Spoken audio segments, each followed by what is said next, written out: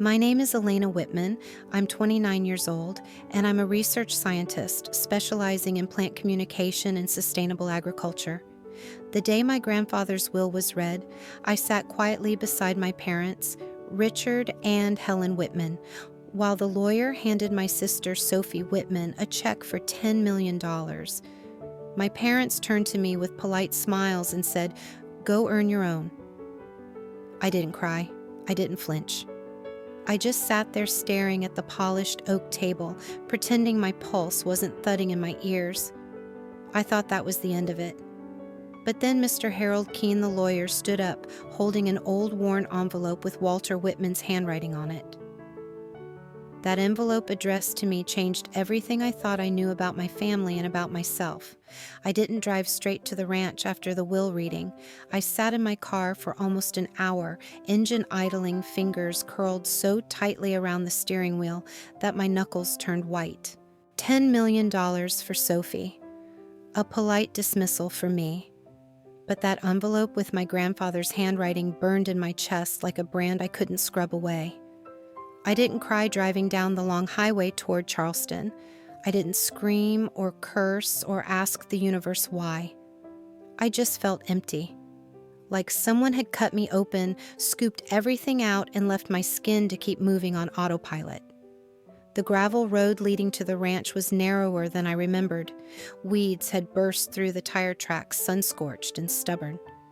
As I pulled up to the porch, the old wind chimes clinked against each other, a brittle, hollow sound that reminded me of winter bones. For a moment, I couldn't open the car door. The last time I was here, Grandpa was still alive. He'd stood in the doorway with his arms crossed and that half-smile, half-smirk that said he was about to tease me about the dirt on my jeans or the bee sting swelling my wrist. That memory ached like an exposed nerve. I forced myself out. Gravel crunched beneath my boots as I walked to the porch. The magnolia trees leaned east, the way they always had, branches brushing against the window panes like skeletal fingers. The paint on the door had peeled in curling flakes, revealing old gray wood beneath. When I knocked, the sound echoed like it was traveling through a cavern. For a second, I expected silence, expected emptiness. Instead, the door swung open, and Margaret Whitman stood there with her arms crossed over her chest. Her eyes, sharp and unblinking, pinned me to the porch floor. "So you finally decided to show up," she said. Her voice hadn't changed. It could still cut glass. I opened my mouth, but nothing came out. My grandmother's jaw tightened. She looked thinner than before, her cheekbones harsh against papery skin. Her eyes scanned me head to toe, searching for something I couldn't name. Approval, disgust, relief, Grandma. "What's going on?" I managed to whisper. "They told me you were too busy," she said. Her voice cracked before hardening again. "That you didn't want to be bothered. That you had a new life." I took a step closer, my pulse loud in my temples. "That's not true. I tried to call. I came by in March. Sophie was here. She told me no one was home." Her eyes narrowed, lids trembling with age and anger. "We were here," she whispered. "We were always here." Silence fell between us, thick and suffocating. Then she turned and walked into the house without a word. I hesitated on the threshold, staring at the chipped door frame I used to grip with sticky hands as a child before following her inside. The air was heavier than outside, like the walls were holding their breath, waiting for something to break. Dust motes floated in slanted beams of light. The faint smell of chamomile soap and old wood made my chest tighten with grief I wasn't ready to feel. She disappeared down the hallway and returned with a worn leather notepad. She thrust it toward me. "This is the number he kept calling," she said. I took it with trembling fingers. Grandpa's handwriting filled the page, blocky neat with that slight slant I used to imitate as a girl. My throat burned as I read the number again and again. This isn't my number," I said, my voice breaking. "I've had the same one since college." Her brow furrowed, lips parting in a silent question. "They told us you changed it," she whispered. that you didn't want to be tracked down, that you were ashamed of us. I stumbled back a step, reaching for the wall to steady myself. No, Grandma. They lied to you. They cut me off on purpose. Her hands shook as she took the notepad from me. She sank slowly into the old floral armchair by the fireplace, shoulders sagging under a weight too heavy for bone and skin alone. For a moment, she looked impossibly small. They told me the funeral was at noon, I whispered. My voice was almost inaudible. I got to the church, and it was empty. Her eyes snapped to mine, wet with something between sorrow and horror. The funeral was at 9, she said softly. They told everyone you didn't show, that you didn't care. I couldn't breathe. The world narrowed to a pinprick, my chest tightening, until I thought my ribs would crack from the inside out. I sank down beside her, clutching her trembling hand like a lifeline. I would never have missed it. I choked out. Never. She didn't speak. She didn't need to. Her hand brushed mine, soft and fragile. We know the truth now, she whispered. That's what matters. We know. For a long time, neither of us moved. The house was silent except for the ticking of the old clock on the mantel, each second an accusation, a memory, a prayer. Outside wind brushed dry leaves across the porch in restless shivers like ghosts searching for something lost. Finally, Grandma stood up. Her hands shook, but there was a fire burning behind her eyes that hadn't been there before, a quiet rage that could raise cities if it chose. I'm calling them, she said, calling who I asked, my voice thin with exhaustion. She didn't answer. She moved to the old rotary phone on the kitchen wall, the one Grandpa refused to replace. Each turn of the dial clicked like punctuation in a sentence she'd waited decades to speak aloud. When the line connected, her voice turned to iron. Betty, I need you, Richard and Sophie here. Now. A muffled protest crackled through the receiver, but Grandma cut it off. No, it can't wait. Be here in an hour. She hung up without saying goodbye. Then she turned to me, her eyes clear and unyielding. The lawyer's on his way, too. Grandpa's lawyer, I asked. She nodded. Your grandfather left some instructions. They're to be read only with everyone present. So that's exactly what we're going to do. I didn't speak. I didn't nod. I just sat there at the small kitchen table, tracing my fingertip along the old wood grain, feeling each groove like a vein under skin.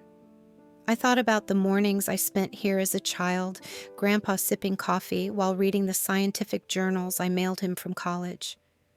The way his eyes would crinkle with pride when I shared my research on plant memory and honeybee communication. The way he never once told me to be quiet or less intense or easier to love. I looked around at the peeling wallpaper, the sun-faded curtains, the old humming refrigerator, and for the first time in years, I felt it again. Not home, but the possibility of it. And then just when I thought the room couldn't hold any more silence, Sophie's laughter broke it like glass. I watched her lose control. Sophie shot to her feet so fast her chair slammed into the wall behind her. Her chest heaved, her hands trembling at her sides. For a moment, I almost pitied her until she opened her mouth. Are you all happy now? She spat, her voice cracking. That old man never loved me anyway. He only cared about your stupid projects. Her eyes locked onto mine, filled with something beyond hatred, something desperate. Feral. Do you want to know what he told me? She hissed. All those days I sat by his bed pretending to care while he asked for you over and over. He told me he wished I had died instead of your mother. That if only your mother was still alive, he could have raised you himself. Raised you properly. The words slammed into me so hard my vision blurred. My hands clenched around the edge of my chair until my nails dug into wood. I felt blood bloom under my fingertips, but I didn't let go. I heard my mother's soft gasp behind her palm. Helen began to cry, silent, broken sobs. Richard turned away, his shoulders rigid, refusing to look at anyone. But Margaret Grandma didn't flinch. She just stared at Sophie with eyes sharp as shattered glass. Then maybe she said quietly, her voice like winter steel, he wasn't wrong. Sophie's face crumpled, rage and grief warring across her features. For a second I thought she might lunge at me, but instead she let out a strangled sound, half scream, half sob, and bolted from the room. The door slammed so hard the walls rattled. Dust drifted from the ceiling beams like the ghost of every truth this family tried to bury. I sat there frozen, her words ringing in my skull. He wished she had died instead of my mother. A part of me recoiled at his cruelty.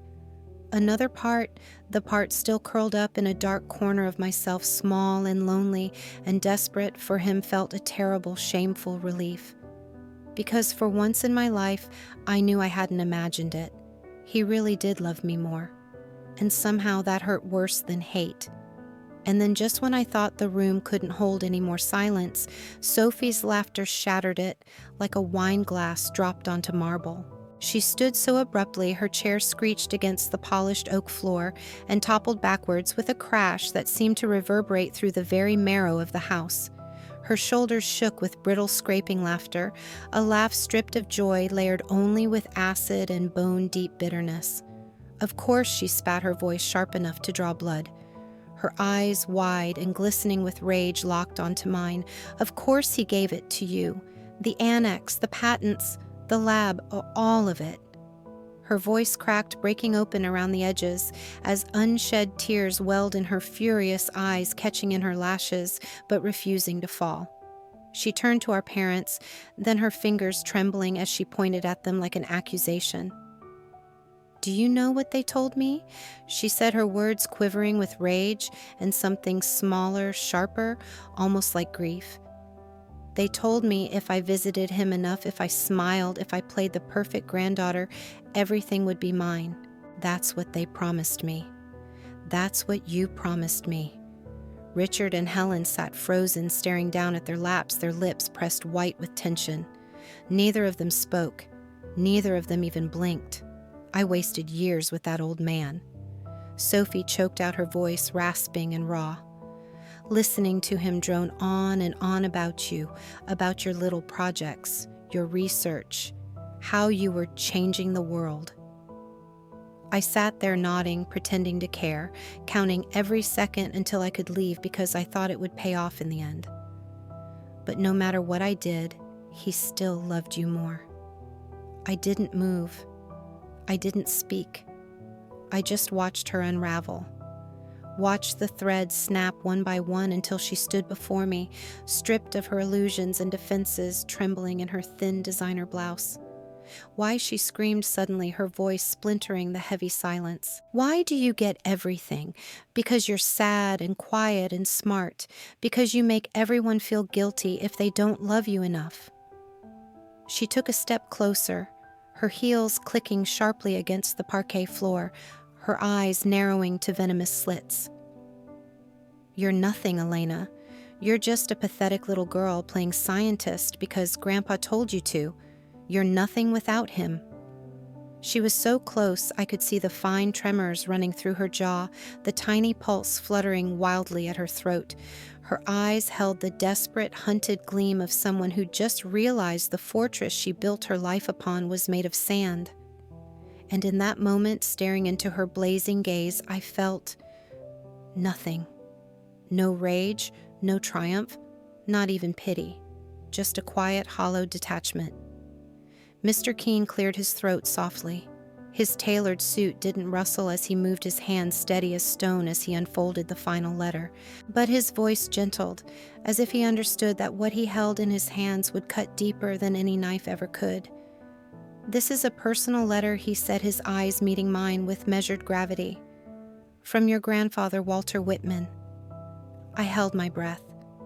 He began to read, his voice even and resonant in the quiet room. "To my dearest Elena, if this is being read, then I am no longer by your side. But my belief in you remains stronger than ever. You were always the quiet one, the observer, the thinker, The one who asked why when others didn't care to? Across the table, Sophie sank back into her chair like her bones had turned to wet sand. My mother twisted her manicured hands in her lap, her diamond ring cutting crescents into her palm. My father stared at the floor, unblinking, his jaw locked so tight a muscle jumped along his cheek. Mr. Keene continued, his words flowing like warmth into the cold corners of my chest. I saw how your joy dimmed when your mother brushed you off. The way your father changed the subject every time you shared something that lit your eyes from within. They never understood your language, Elena. You glowed in ways they couldn't translate, so instead of learning, they shut you out. But I saw you. I saw how your face lit up when you discovered patterns in honeybee communication. How you clutched your notebooks to your chest like they held entire universes. How you scribbled equations on napkins in diners because brilliance doesn't wait for permission. My vision blurred tears welling hot and unstoppable. I let them gather, let them pool, let them fall. I wanted them to see this grief, this love, this truth he left behind for me. You were never a mistake. You were the legacy I was proudest of. And while I cannot undo the damage, I can give you something that is entirely yours. A place to build freely without apology, without their shadows. Mr. Keene folded the letter with reverent care, his hands moving slowly as if each crease sealed its final blessing. The silence that followed was suffocating, thick and heavy, pressing down on my chest until it almost hurt to breathe. But beneath that weight, something shifted deep within me. Not rage, not triumph. Just a quiet, aching recognition that cut through every scar. He saw me. He always did. Across the table, Sophie let out a choked, broken sob, burying her face in her shaking hands. My mother wept silently, tears dripping onto her silk blouse in neat, mournful drops. My father sat unmoving, his eyes glassy and unfocused, locked on something only he could see. But I didn't care, because for the first time in my life I felt untethered from them, from their expectations, from their dismissals, from their conditional, transactional love. And in that unmooring, in that vast expanse of loneliness and possibility, I finally felt free. Free to build. Free to breathe. Free to exist in a world that didn't demand I fold myself small enough to fit its margins. I was his legacy. And for the first time, that was enough. But before Mr. Keene could fold the letter and close this chapter, my father finally spoke. His voice was low, almost calm, but it carried a tremor that prickled down my spine. Enough, Richard said. This is all sentimental nonsense. She doesn't deserve any of it. I turned to look at him, expecting his usual cold indifference. But what I saw in his eyes was darker, flickering, almost dangerous.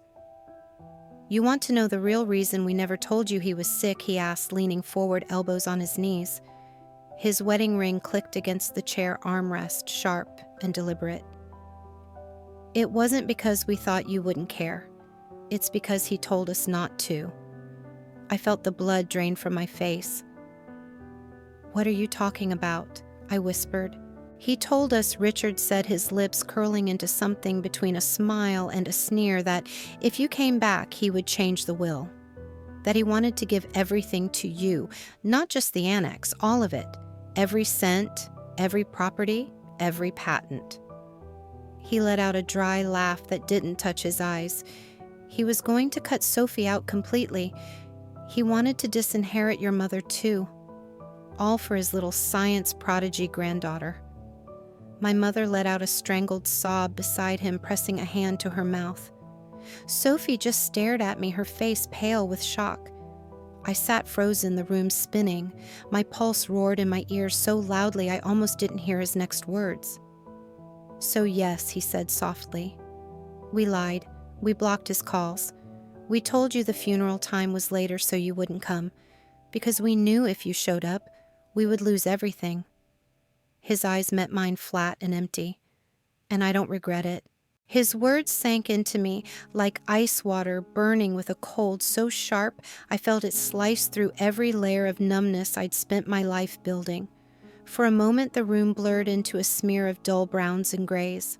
The clock on the mantel ticked, but its sound faded beneath the roar rising in my head, a deep ancient rage vibrating through my bones, cracking open something raw and furious inside me that had been buried so deep I almost forgot it existed. I stood up slowly. My knees wobbled under the sudden weight of my own certainty, but I forced them straight. Richard's eyes followed me, narrowed and calculating, assessing this new shape. I was taking this version of me that no longer fit the mold he carved. Helen sat beside him, sobbing quietly into her tissue, her shoulders trembling with each shallow breath. Sophie sat a few feet away, staring at her manicured hands resting limply in her lap, her face drained of all color, as if every last drop of blood had fled her in shame. "You lied to him," I whispered. My voice sounded foreign in my ears, low cold, edged with something unbreakable. "You lied to me. You twisted his final days into something poisonous just so you could keep your money, your status, your control." No one moved, no one spoke. The silence swelled, pressing against my ribs until I thought my chest might split open. I turned to Helen. Her mascara streaked down her pale cheeks in trembling black rivers. "And you?" My voice cracked, but I swallowed the ache and forced the words out. "You let them do it. You let them tell him I didn't care, that I didn't love him enough to come." Her tear-filled eyes finally rose to mine, red and swollen with grief. She opened her mouth as if to speak, but only a strangled sob escaped her trembling lips. I watched her tears fall into her lap, darkening the fabric of her cream skirt like stains that would never wash out. My nails dug into my palms so hard crescents of pain bloomed across my skin, grounding me in my anger. My heartbeat thundered hot and thick in my neck, each pulse a drumbeat of truth. "All my life," I said, my voice shaking with quiet fury, "you made me feel like I was a burden, like I was someone else's child you got stuck with. You never wanted to understand me. You just wanted me silent, manageable, invisible." I turned to Sophie. She flinched under my gaze, her shoulders curling inwards as if she could fold herself into nothing. "And you," I said softly, each word slicing through the quiet like a scalpel. "Every time I achieved something, every time I found a reason to be proud of myself, you turned it into a threat. You couldn't stand that I existed in a world you couldn't control. You couldn't stand that Grandpa saw me." Her lips trembled. She blinked rapidly, tears brimming but refusing to fall, clinging stubbornly to her lashes, like her pride clinging to her bones. I took a deep breath. The room smelled like old wood polish and broken illusions, like dust stirred from secrets left too long in the dark. But Grandpa, he never made me feel small. He never told me my questions were annoying. He never told me my dreams were stupid. He saw me, all of me. "And you," my voice broke as I pointed at them with a trembling hand, anger buzzing like electricity under my skin. "You stole his last days from me. You took them for what? A bigger bank account? Another empty country club membership? Another fleeting moment where you felt powerful." Richard's jaw flexed, his nostrils flaring with indignation. "Don't be dramatic, Elena." My laugh came out sharp and humorless, bouncing off the silent walls like shattered glass. "Dramatic. This isn't dramatic. This is truth, and I know you've never been able to stomach that." I turned to Margaret then. She sat quietly in the corner, her eyes glistening with tears that trembled, but did not fall. Her gaze held no pity, only sorrow and fierce, quiet pride. "I'm sorry," I whispered, my voice trembling. "I'm sorry you had to hear it like this." She shook her head, her silver hair catching the light like spun steel. "Don't you dare apologize for their sins." I swallowed hard, feeling the final walls of fear crumble inside me. I turned back to my family, to the people who raised me, shaped me, tried to break me into something palatable. My voice dropped low and deadly calm. Each word felt like iron leaving my mouth. You cut me out of his life to keep your pockets full. But do you know what's funny? Even now, with all your money and your lies, I still have something you will never have. Richard scoffed, rolling his eyes. And what's that? I met his gaze, unblinking, letting him see the truth burning in mine. His love, his pride, his legacy. And no matter what you do, you can't erase that. Silence slammed into the room. Heavy, crushing, final. Margaret rose beside me, then her shoulders squared her spine, tall and unbowed, despite the tears trembling in her eyes. I want you all out of this house, she said, her voice shaking with fury. Now. No one moved at first. Then Sophie grabbed her purse with shaking hands and bolted from the room, her heels striking the old wood floor like gunshots in the quiet. Helen rose next, still sobbing softly, her tissue clutched to her chest like a white flag of surrender. Richard lingered in the doorway, looking back at me with eyes so cold and empty, I wondered if he'd ever felt warmth at all. But I didn't flinch. I didn't cower. I didn't shrink. I just stood there silent and unbreakable and watched them leave. The door closed behind them with a quiet, decisive click. No slamming, no screaming, just the clean, final sound of something ending forever. I let out a long, shaking breath I didn't realize I'd been holding. The air felt sweeter in my lungs. Lighter. Real. Margaret reached for my hand and squeezed it tight, her thumb brushing softly across my skin like a blessing. I looked at her and saw tears streaming down her cheeks, but her smile trembled with fierce pride. And in that moment, surrounded by old wood and new truths, I realized for the first time in my life I wasn't afraid. For the first time, I wasn't someone's disappointment or burden or shame. For the first time, I was free, and I would never give that freedom back. The silence after they left felt different. Not heavy, not suffocating, just quiet. Like the house had been holding its breath for years and was finally exhaling its old wood beams, relaxing back into place. I stood there for a long moment, staring at the door they'd walked out of, waiting for the panic to rise in my chest.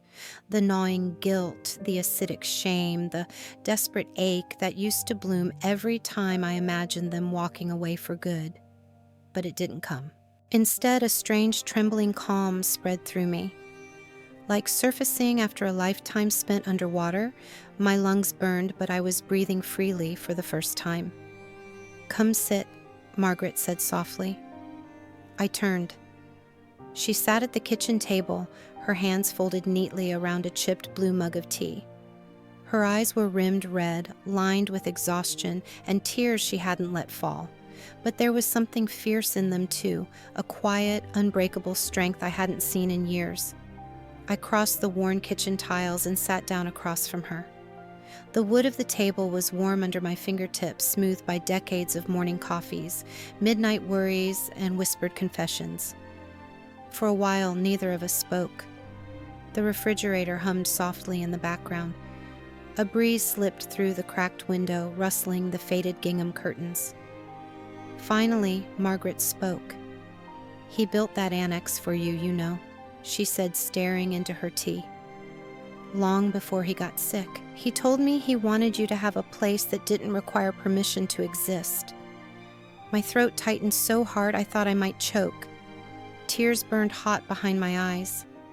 I didn't know I whispered, my voice breaking like thin ice.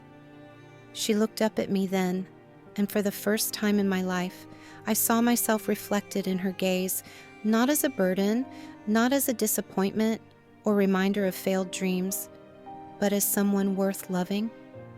"You do now," she said. That night I slept in my childhood room for the first time in years. The wallpaper was peeling at the corners. The mattress sagged under my weight. But the ceiling still held the glow-in-the-dark stars Walter helped me stick up when I was 9. He'd arranged them in scientifically accurate constellations because I'd insisted it mattered. Lying there in the dark, bathed in their dim green glow, I felt something deep inside me settle for the first time. A quiet understanding blooming in the hollow spaces they'd left behind. This house didn't feel haunted anymore. It felt reclaimed. The next morning I woke before dawn. I brewed coffee for both of us and carried steaming mugs out to the porch. The horizon was just beginning to soften and lighten lavender and pale rose bleeding into the stubborn navy sky.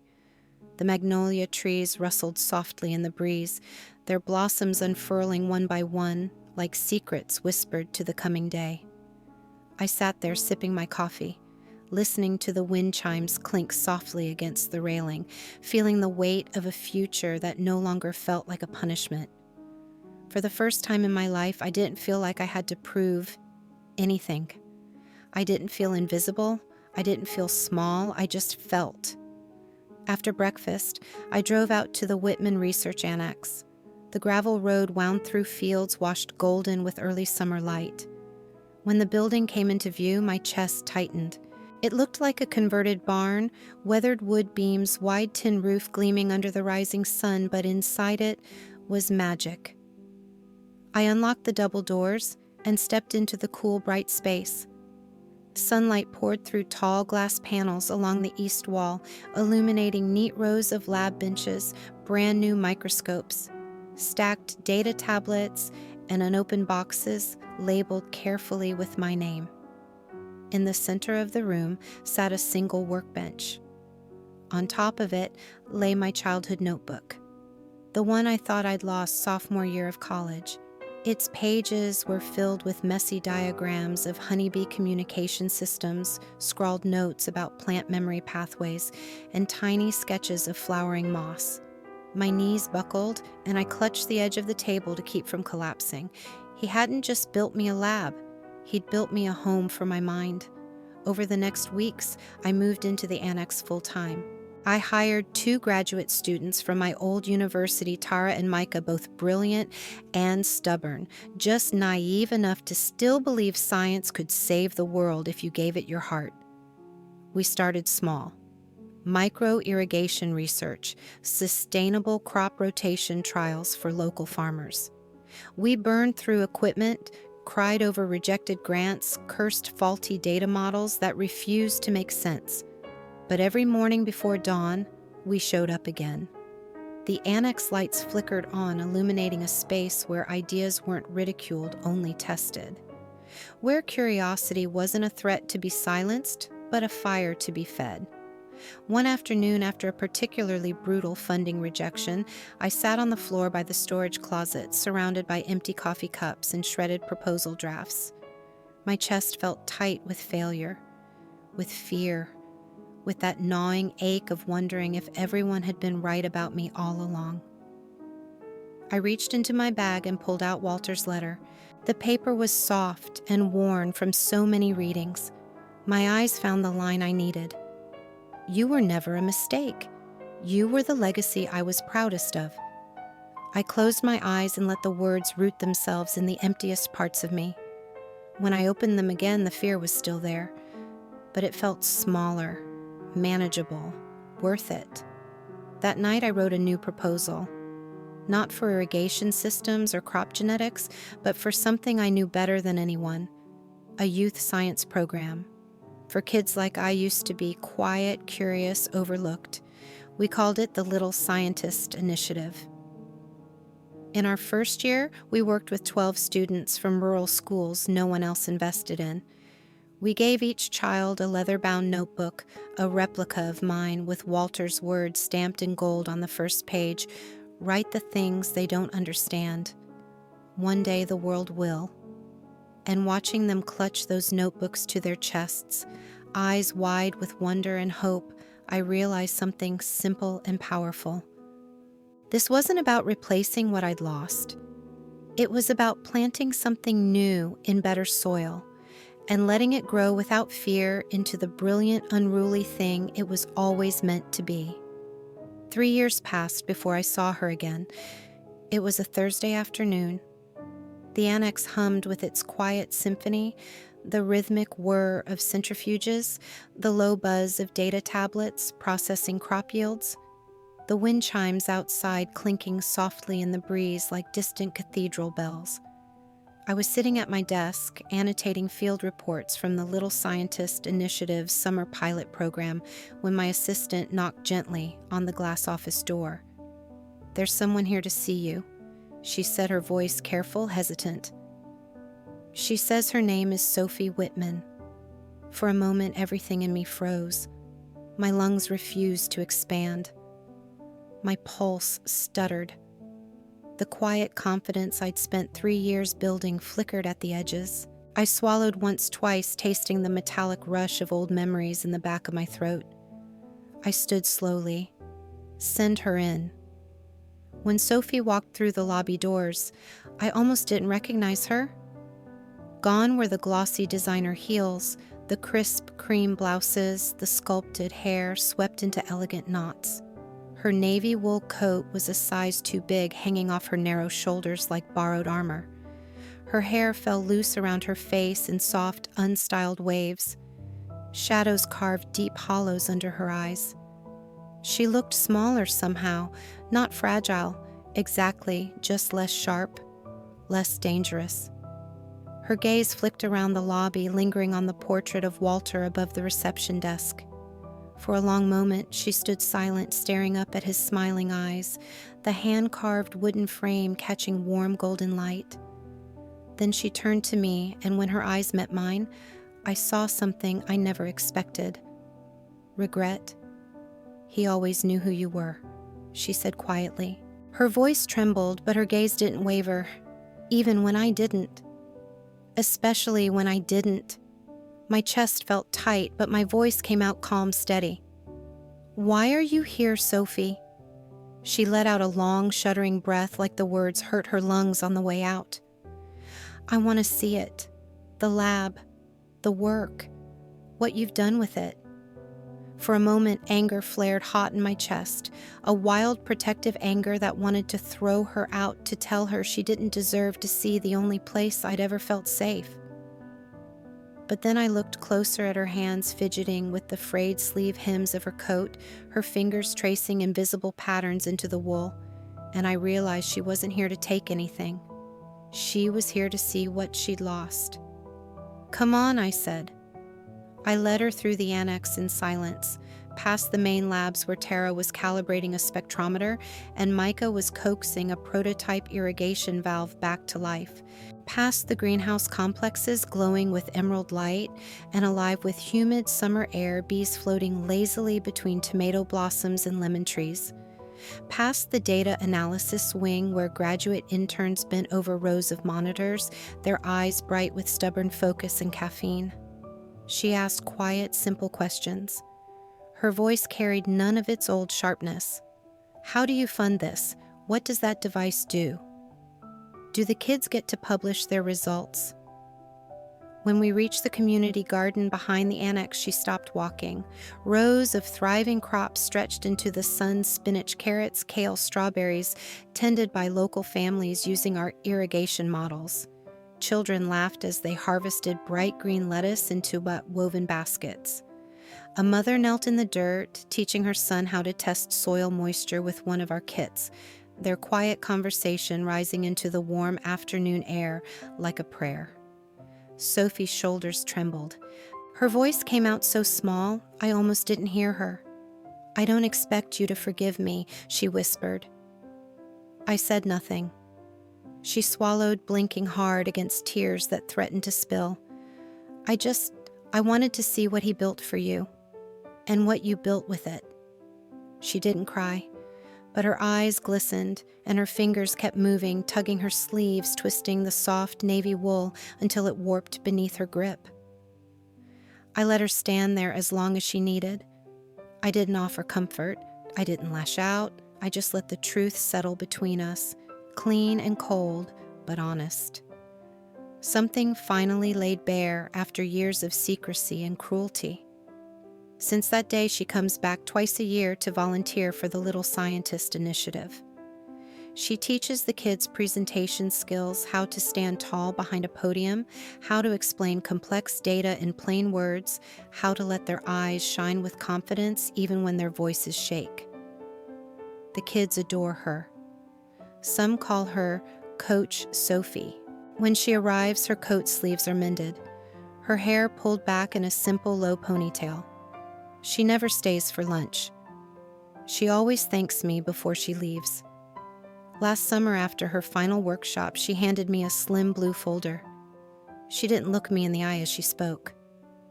I wrote a communication guide for the shy kids. Thought it might help. That night, after the last lab light dimmed and Tara and Micah left for the evening, I sat alone in my office and read her guide. And it wasn't perfect, the formatting clumsy, the phrasing too formal in places, but it was thoughtful, gentle, real. And for the first time, I saw a version of my sister that didn't scare me. A woman stripped of performance, left with nothing but her quiet efforts to do better. She never apologized with words. Not directly. But she shows up. She helps. She tries. And maybe that's enough. We're not sisters the way other people mean it. We don't text each other good morning or share secret jokes or plan Sunday brunches. But in this tiny corner of the world Grandpa built for me, the world I've expanded with my own hands, we've stopped pretending. And somehow, that feels like the beginning of something true. Not perfect, not easy, but real. And for me, that is more than enough. 6 years. It's been 6 years since the will reading.